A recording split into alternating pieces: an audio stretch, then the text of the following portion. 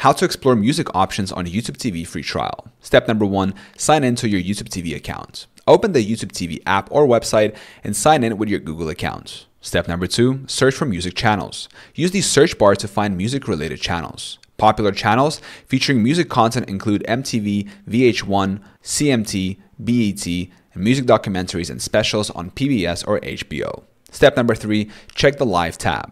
Navigate to the Live tab to browse currently airing music shows, concerts, or video countdowns. Scroll through the guide to find music-focused programs or channels. Step number 4, explore on-demand music content. Many channels offer on-demand content including music videos, documentaries, and live performances. Check the on-demand section under music-related channels. Step number 5, record music programs with DVR. Use YouTube TV's Unlimited Cloud DVR feature to record live music events or shows. Access your recordings later in the Library tab. Step number 6, look for music documentaries and specials. Search for specific music documentaries or artist specials on channels like HBO, Showtime, or Stars, if available in your plan. Use the search bar to find titles related to your favorite artists or music genres. Step number 7, explore YouTube Originals.